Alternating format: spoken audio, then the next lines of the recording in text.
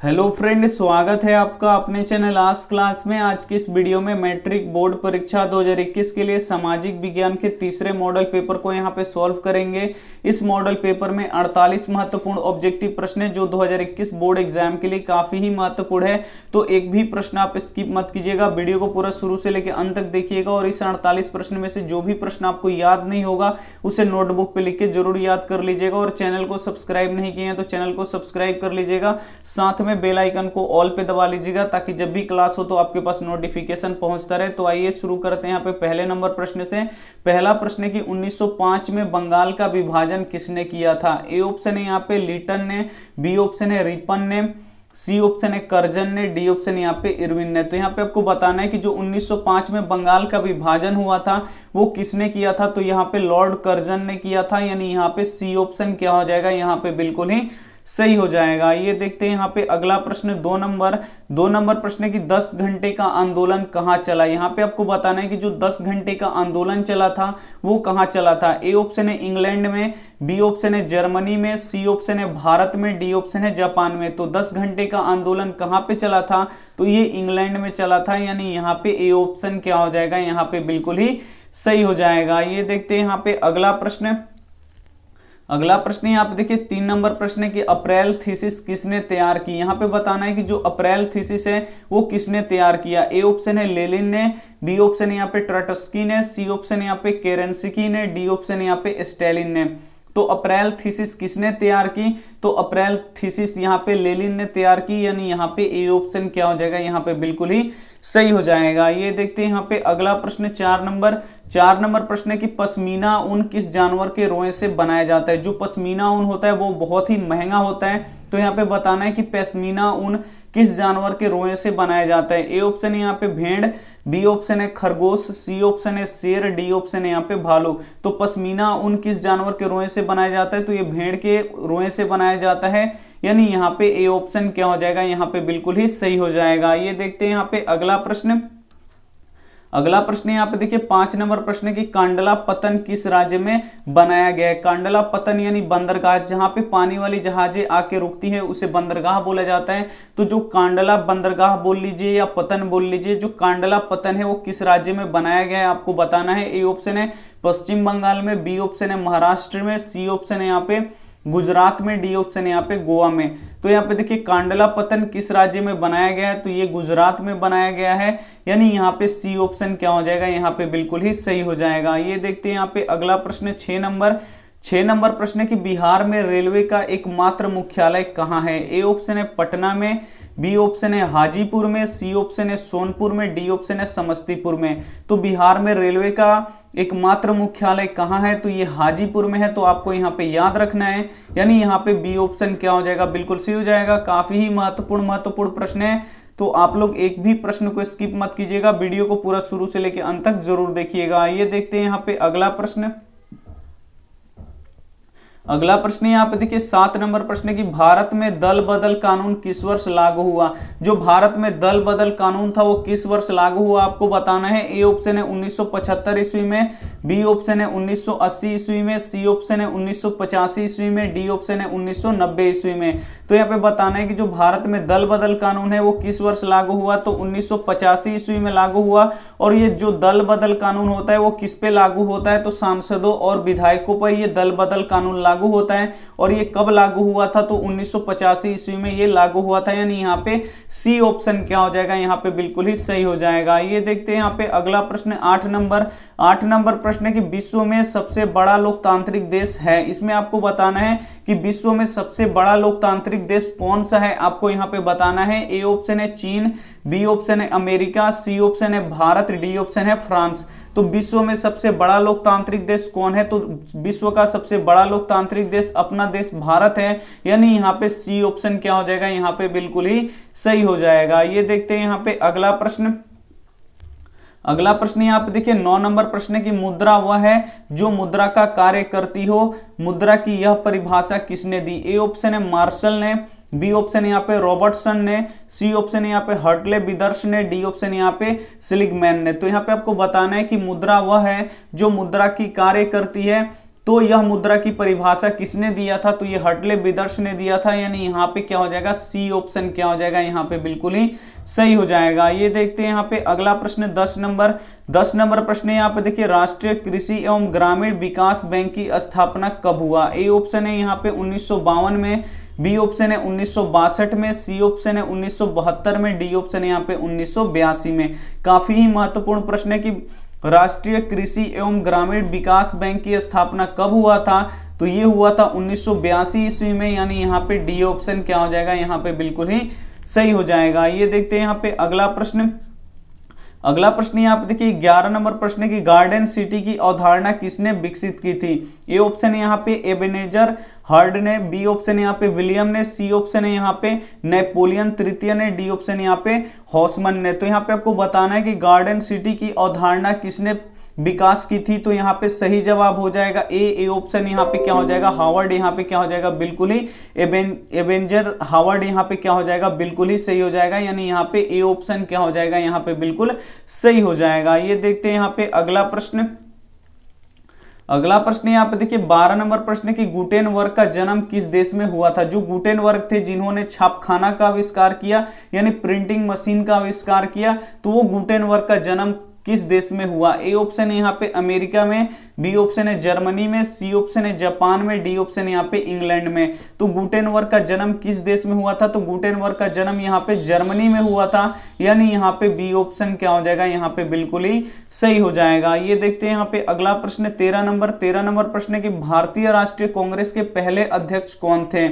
ए option है एओ Hume, B option है WC Banerjee, सी option है बदरुद्दीन तैयब जी, डी ऑप्शन यहाँ पे एनी बेसेंट।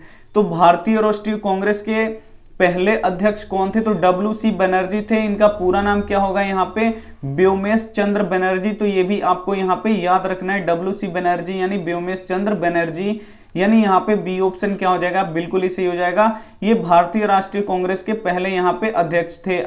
आइए देखते हैं यहाँ पे अगला प्रश्न यहाँ पे 14 नंबर की दास कैपिटल किसकी रचना किसने की। यहाँ पे बताना है कि दास कैपिटल की रचना किसने किया। ए ऑप्शन है एंजल्स, बी ऑप्शन है यहाँ पे दोस्तोवस्की, सी ऑप्शन है यहाँ पे टोल्स्टॉय, डी ऑप्शन है यहाँ पे कार्ल मार्क्स। तो यहाँ पे आपको बताना है कि दास कैपिटल की यहाँ पे रचना किसने किया था, तो दास कैपिटल का रचना किसने किया था, यहाँ पे कार्ल मार्क्स ने किया था, यानी यहाँ पे डी ऑप्शन क्या हो जाएगा यहाँ पे बिल्कुल ही सही हो जाएगा। ये देखते हैं यहाँ पे अगला प्रश्न यहाँ पे देखिए 15 नंबर प्रश्न है कि रक्त एवं लौह नीति का अवलंबन किसने किया। ए ऑप्शन है मेजनी, बी ऑप्शन है हिटलर, सी ऑप्शन है बिस्मार्क, डी ऑप्शन यहाँ पे विलियम प्रथम। तो यहाँ पे आपको बताना है कि रक्त एवं लौह नीति का अवलंबन किसने किया था, तो ये बिस्मार्क ने किया था, यानी यहाँ पे सी ऑप्शन क्या हो जाएगा यहाँ पे बिल्कुल ही सही हो जाएगा। काफी ही महत्वपूर्ण प्रश्न है, तो आप लोग एक भी प्रश्न को स्किप मत कीजिएगा, वीडियो को प्लीज आप लोग शुरू से लेकर अंत तक जरूर देखिएगा।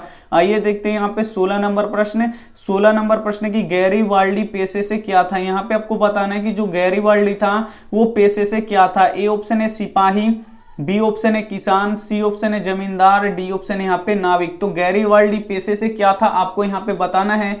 तो गैरीवाल्डी पेशे से क्या था, नाविक था, यानी यहाँ पे क्या हो जाएगा डी ऑप्शन क्या हो जाएगा यहाँ पे बिल्कुल ही सही हो जाएगा। ये देखते हैं यहाँ पे अगला प्रश्न 17 नंबर प्रश्न देखिए काफी ही महत्वपूर्ण है कि रूस में कृषक दास प्रथा का अंत कब हुआ। ए ऑप्शन है 1861 ईस्वी में, बी ऑप्शन है 1862 ईस्वी में, सी ऑप्शन है 1863 ईस्वी में, डी ऑप्शन है यहाँ पे 1864 ईस्वी में।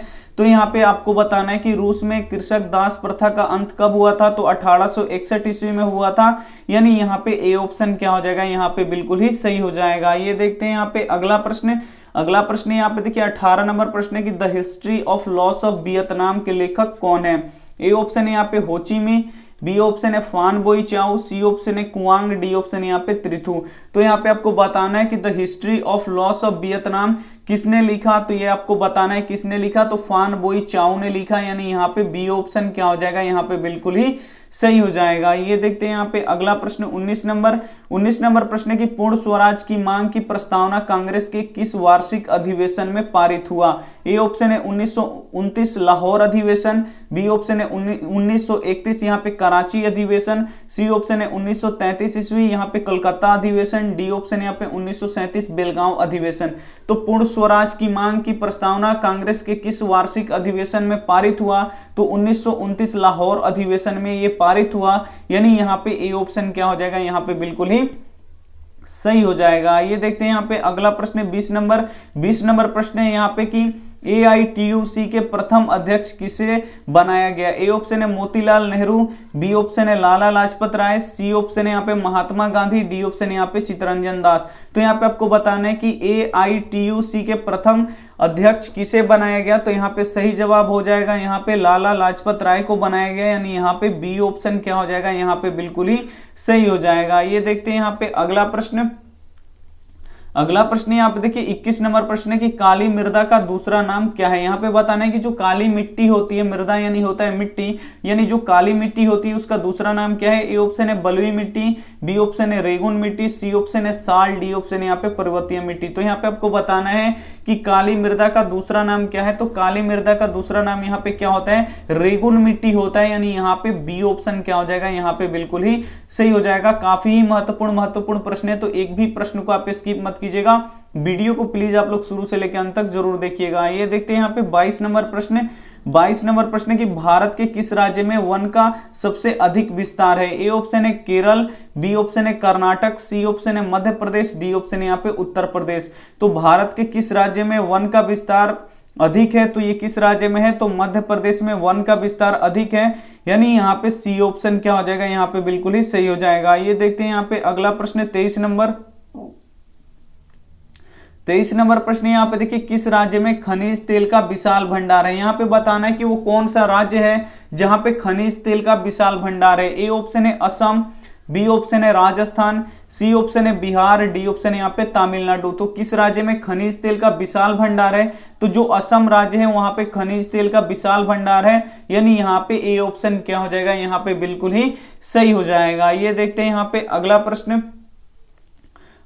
यहाँ पे देखिए 24 नंबर प्रश्न कि इसमें से कौन उपभोक्ता उद्योग है। इसमें आपको बताना है कि कौन उपभोक्ता उद्योग है। ए ऑप्शन है पेट्रो रसायन, बी ऑप्शन है लौह अयस्क, सी ऑप्शन है यहाँ पे चितरंजन लोकोमोटिव, डी ऑप्शन है यहाँ पे चीनी उद्योग। तो यहाँ पे आपको बताना है कि इनमें से कौन उपभोक्ता उद्योग है। तो जो ये चीनी उद्योग है ये क्या है यहाँ पे उपभोक्ता उद्योग है, यानी यहाँ पे डी ऑप्शन क्या हो जाएगा यहाँ पे बिल्कुल ही सही हो जाएगा। ये देखते हैं यहाँ पे अगला प्रश्न 25 नंबर प्रश्न की नागपुर सड़क योजना के अंतर्गत सड़कों को कितने भागों में बांटा गया। ए ऑप्शन है 4, बी ऑप्शन है 6, सी ऑप्शन है 2, डी ऑप्शन है यहाँ पे 5। तो यहाँ पे नागपुर सड़क योजना के अंतर्गत सड़कों को कितने भागों में बांटा गया, तो 4 भागों में बांटा गया, यानी यहाँ पे ए ऑप्शन क्या हो जाएगा यहाँ पे बिल्कुल ही सही हो जाएगा। ये देखते हैं यहाँ पे अगला प्रश्न 26 नंबर प्रश्न की कुशेश्वर स्थान किस जिले में स्थित है। जो कुशेश्वर स्थान है ये किस जिले में स्थित है आपको यहाँ पे बताना है। ए ऑप्शन है वैशाली में,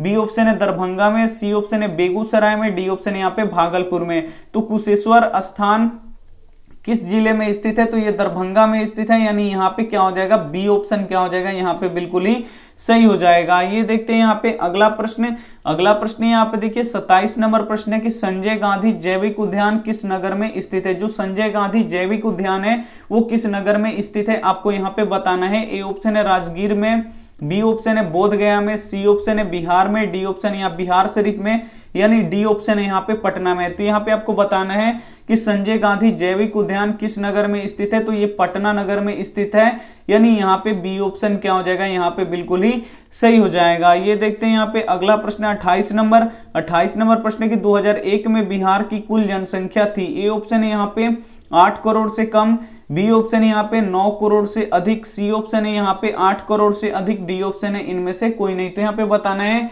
कि 2001 में बिहार की कुल जनसंख्या थी। यहाँ पे आपको 2001 का यहाँ पे डाटा बताना है कि 2001 में बिहार की कुल जनसंख्या थी तो 8 करोड़ से अधिक थी, यानी यहाँ पे क्या हो जाएगा सी ऑप्शन क्या हो जाएगा यहाँ पे बिल्कुल ही सही हो जाएगा। ये देखते हैं यहाँ पे अगला प्रश्न 29 नंबर प्रश्न है यहाँ पे कि उच्चवाचन प्रदर्शन के लिए हेस्यूर विधि का विकास किसने किया था। ए ऑप्शन है गुटेनबर्ग, बी ऑप्शन है यहाँ पे लेहमान, सी ऑप्शन है यहाँ पे गिगर, डी ऑप्शन है यहाँ पे रिटर। तो उच्चवाच प्रदर्शन के लिए हेस्यूर विधि का विकास किसने किया था, तो लेहमान ने किया था, यानी यहाँ पे क्या हो जाएगा बी ऑप्शन क्या हो जाएगा यहाँ पे बिल्कुल ही सही हो जाएगा। काफी ही महत्वपूर्ण प्रश्न है। तो एक भी प्रश्न आप स्किप मत कीजिएगा। वीडियो को आप लोग प्लीज शुरू से लेकर अंत तक जरूर देखिएगा, क्योंकि ये सेट काफी ही महत्वपूर्ण है। आइए देखते हैं यहाँ पे अगला प्रश्न 30 नंबर प्रश्न की निम्न में से कौन सा उद्योग चूना पत्थर को कच्चे माल के रूप में प्रयोग करता है? ए ऑप्शन है एल्यूमिनियम, बी ऑप्शन है चीनी, सी ऑप्शन है सीमेंट, डी ऑप्शन है यहाँ पे पटसन। तो निम्न में से कौन सा उद्योग चूना पत्थर को कच्चे माल के रूप में यहाँ पे प्रयोग करता है? तो यहाँ पे देखिए जो सीमेंट उद्योग होता है इसका कच्चा माल क्या है? तो चूना पत्थर है, यानी यहाँ पे सी ऑप्शन क्या हो जाएगा? यहाँ पे बिल्कुल ही सही हो जाएगा। ये देखते हैं यहाँ पे अगला प्रश्न 31 नंबर प्रश्न की भारत में औरतों के लिए आरक्षण की व्यवस्था किस संस्था में है? यहाँ पे बताना है कि भारत में औरतों के लिए आरक्षण की व्यवस्था किस संस्था में है?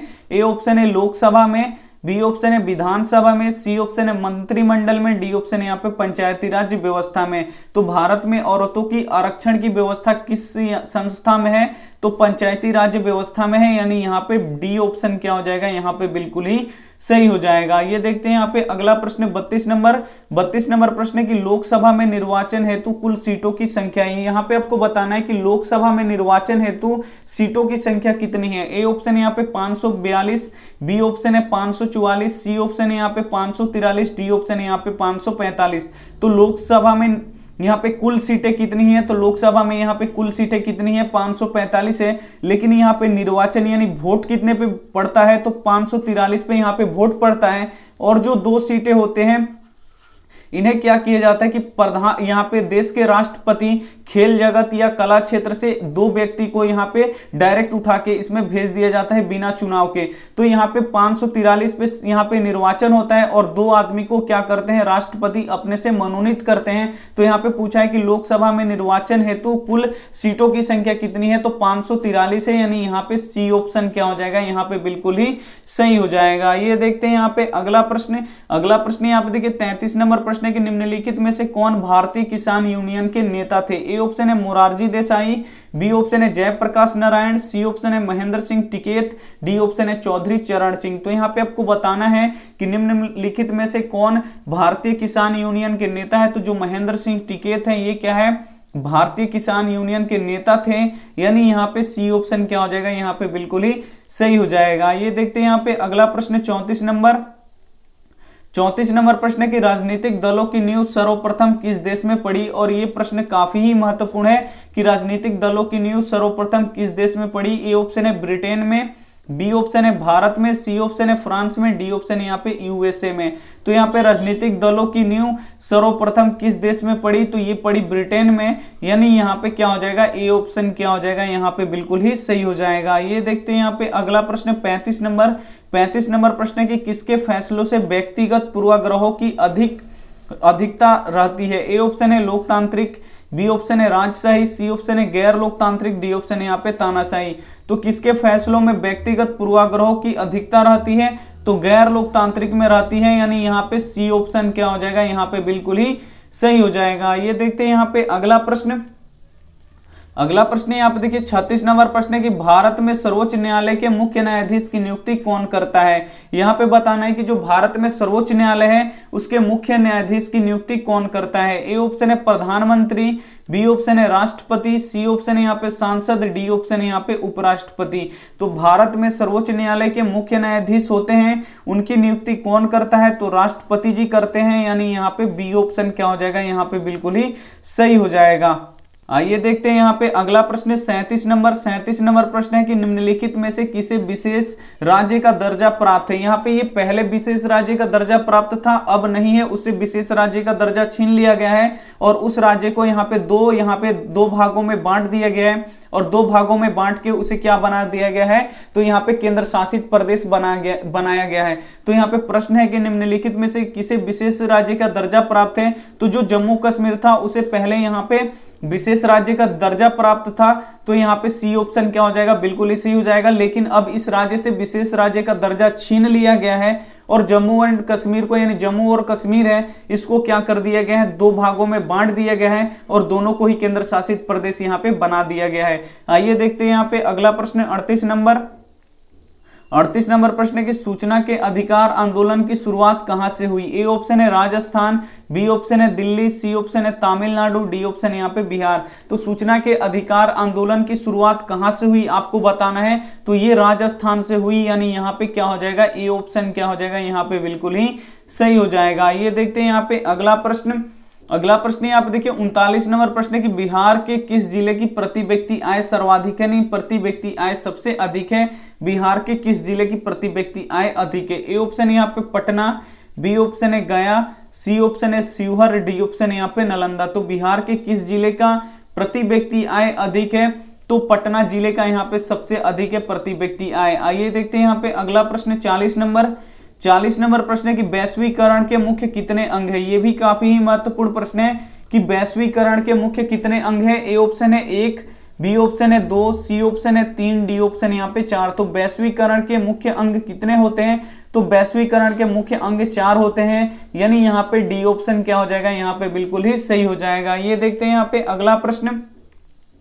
अगला प्रश्न यहाँ पे देखिए 41 नंबर प्रश्न है कि स्वर्ण आभूषणों की परिशुद्धता को सुनिश्चित करने के लिए किस मान्यता प्राप्त चिन्ह का होना आवश्यक है? ए ऑप्शन है ISI, बी ऑप्शन है हॉलमार्क, सी ऑप्शन है एगमार्क, डी ऑप्शन है इनमें से कोई नहीं। तो यहाँ पे आपको बताना है कि स्वर्ण आभूषणों की परिशुद्धता को सुनिश्चित करने के लिए किस मान्यता प्राप्त चिन्ह का आवश्यक होना जरूरी है, यानी यहाँ पे हॉलमार्क का होना बहुत ही जरूरी है, यानी यहाँ पे बी ऑप्शन क्या हो जाएगा यहाँ पे बिल्कुल ही सही हो जाएगा। ये देखते हैं यहाँ पे 42 नंबर प्रश्न है। 42 नंबर प्रश्न है कि फूट डालो और राज करो की नीति किसने अपनाई? यहाँ पे आपको बताना है कि जो फूट डालो और राज करो की नीति है ये किसने अपनाई? ए ऑप्शन है अंग्रेजों ने, बी ऑप्शन है व्यवसाय प्रधानों ने, सी ऑप्शन है उद्योग प्रधानों ने, सी ऑप्शन है यहाँ पे उपयुक्त तीनों ने। तो यहाँ पे देखिए फूट डालो और राज करो की नीति किसने अपनाई?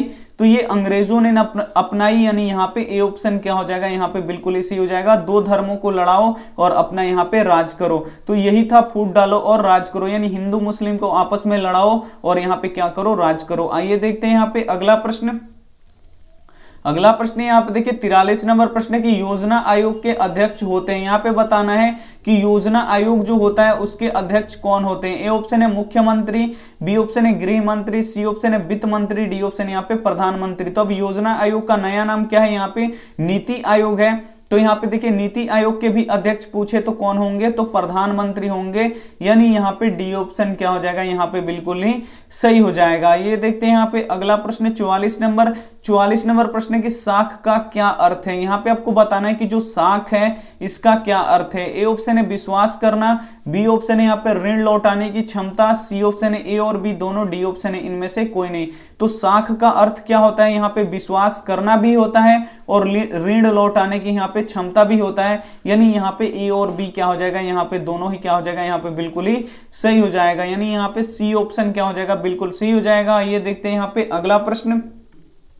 अगला प्रश्न यहाँ पे देखिए 45 नंबर प्रश्न है कि बांग्लादेश के नोबेल पुरस्कार से सम्मानित व्यक्ति हैं। यहाँ पे बताना है कि बांग्लादेश के नोबेल पुरस्कार से सम्मानित व्यक्ति कौन है? ए ऑप्शन है professor Iqbal Yunus, B option है professor Mohammad Yunus, C option है professor Rahim Yunus, D option यहाँ पे मोहम्मद शफीक यूनुस। तो यहाँ पे बताना है कि बांग्लादेश के नोबेल पुरस्कार से सम्मानित व्यक्ति कौन है? तो प्रोफेसर यहाँ पे मोहम्मद यूनुस है, यानी यहाँ पे क्या हो जाएगा, बी ऑप्शन क्या हो जाएगा यहाँ पे बिल्कुल ही सही हो जाएगा। ये देखते हैं यहाँ पे अगला प्रश्न 46 नंबर देखिए यहाँ पे भारत में सेवा क्षेत्र को मान्यता कितने भागों में बांटा गया है? यहाँ पे सामान्यता कितने भागों में बांटा गया है? ए ऑप्शन है 2, बी ऑप्शन है 4, सी ऑप्शन है 6, डी ऑप्शन है यहाँ पे 8।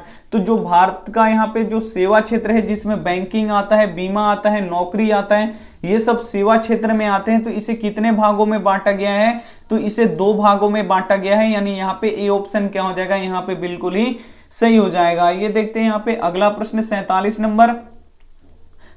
नंबर प्रश्न है कि WTO का यहाँ पे विस्तृत नाम यहाँ पे बताना है। WTO का यहाँ पे आपको विस्तृत रूप क्या होगा? ए ऑप्शन है यहाँ पे women trade organisation, B option है world trade organisation, C option है world tower organisation, D option यहाँ पे वीक ट्रेड ऑर्गेनाइजेशन। तो बार बार आपसे पूछता है कि यहाँ पे विटो का यहाँ पे क्या होगा, विस्तृत रूप क्या होगा, यानी WTO का यहाँ पे विस्तृत रूप क्या होता है? तो वर्ल्ड ट्रेड ऑर्गेनाइजेशन होता है, यानी यहाँ पे क्या हो जाएगा, बी ऑप्शन क्या हो जाएगा यहाँ पे बिल्कुल ही सही हो जाएगा। ये देखते हैं यहाँ पे 48 नंबर प्रश्न है कि सूखा किस प्रकार की आपदा है? जो सूखा है वो किस प्रकार की आपदा है? सूखा यानी सुखार। ए ऑप्शन है प्राकृतिक आपदा, बी ऑप्शन है मानवीय आपदा, सी ऑप्शन है सामान्य आपदा, डी ऑप्शन है इनमें से कोई नहीं। तो जो सूखा है यानी जो सुखार है वो किस प्रकार की आपदा है? तो ये प्राकृतिक आपदा है, ये प्राकृतिक के द्वारा घटित होता है, इसीलिए प्राकृतिक आपदा है, यानी यहाँ पे ए ऑप्शन क्या हो जाएगा? यहाँ पे बिल्कुल ही सही हो जाएगा। और ये रहा आपका होमवर्क प्रश्न। इसका जवाब आपको क्या करना है? यहाँ पे कमेंट में देना है कि हिंद चीन पहुंचने वाला प्रथम व्यापारी कौन था।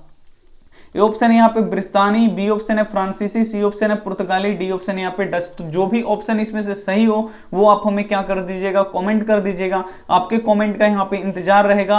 आप कमेंट करते हैं और लाइक करते हैं तो हमें बहुत ही मोटिवेशन मिलता है और आपको और अच्छी तरीके से पढ़ाने को आपको यहाँ पे मन करता है। तो बिल्कुल आप लोग लाइक करना मत भूलिएगा और यहाँ पे एक कमेंट तो आप सभी को जरूर करना है। और यहाँ पे देखिए चैनल को अभी तक आप सब्सक्राइब नहीं किए हैं तो चैनल को सब्सक्राइब कर लीजिएगा। अपने दोस्तों को भी बोलिएगा चैनल को सब्सक्राइब करने के लिए। और सब्सक्राइब जब कीजिएगा तो आप लोग बेल आइकन जो आता है उसको आप लोग उस पे भी दबा लीजिएगा। उस पे एक ऑल आता है ऑप्शन, उस ऑल पे क्लिक कर लीजिएगा ताकि जब भी हम क्लास ले तो सबसे पहले नोटिफिकेशन आप तक पहुंचे। और अपने दोस्तों के पास, अपने भाई बहनों के पास इसे जरूर शेयर कीजिएगा। मिलते हैं यहाँ पे 8 बजे वाली क्रैश कोर्स की यहाँ पे वीडियो में। 8 बजे वाली क्लास में बिल्कुल जीरो से पढ़ाई हो रहा है, तो जिन बच्चों की पढ़ाई छूट गया है किसी कारणवश तो वो क्रैश कोर्स यहाँ पे पढ़ सकते हैं और अपनी तैयारी फिर से बहुत ही अच्छी यहाँ पे कर सकते हैं। Thank you for watching. मिलते हैं अगले वीडियो में, तब तक अपना ध्यान रखिए, मन लगा के पढ़ाई कीजिए। Take care and bye.